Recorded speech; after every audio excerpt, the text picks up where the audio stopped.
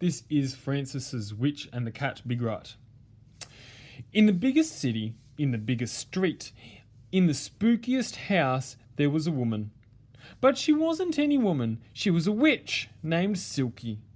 You see, she is very lonely and really wants a pet. One day, while she was flying on her SCA, her super cool automobile, she saw a pet shop in the middle of the road. She walked into the pet shop and saw millions of animals. Then she saw a beautiful black cat. She thought that was so Silky, just like her name. The shopkeeper said, "She's not for sale." Silky was so sad that even the cat was sad.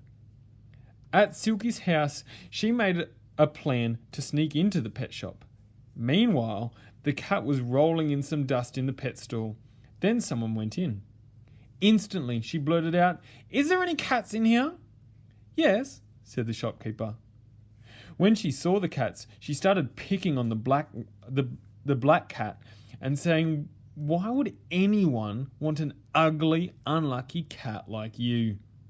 "Meow," said the cat. Look, now you're talking to me, she said. "Only the ugliest cats know that they can't talk to humans," she said. Back at the witch's house, she was all ready. She hopped onto her SCA and went to the pet store. Silky smashed the window so she could escape. She hopped onto the SCA and into the house. When she got there, they both went to sleep. The next day, she realized her cat was white. Then she realized that any cats are great to have, so she finds millions of stray cats and kept them all. The next day, she cooked them breakfast, made toys for them.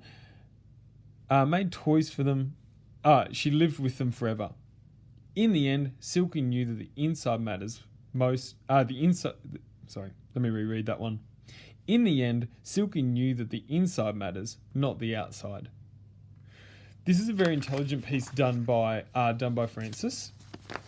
If we have a look first of all at that story starter in the biggest city, in the biggest street, and he was actually going to write biggest house, but he actually, as you can see, he's actually changed that for that word spookiest. Now that can go either way. Biggest city, biggest house, biggest city, biggest street, biggest house would have been some good repetition. However, that spookiest house automatically makes me as a reader start considering what type of woman would actually live there, and he's very cleverly given that away in the next sentence where Francis reveals that the woman is in fact a witch. Another thing that Francis has done very cleverly, and you'll see this in very high level text, in professional text, is when he uses what you call an anagram, this SCA. After that, he's actually put what it actually stands for. So I can see SCA stands for super cool automobile.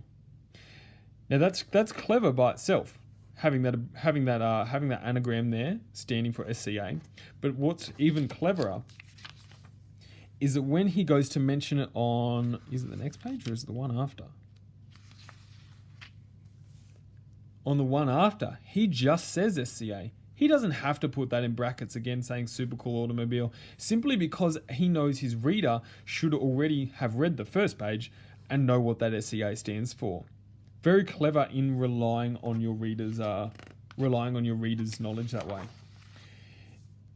Last thing that works well is this final line opener. In the end, Silky knew that the inside matters, not the outside. Now, it's obviously a very clever moral there. It's it's the inside counts, it's not the outside. But that, in the end, that final line opener is very intelligent and very clever at finishing a text. Well done.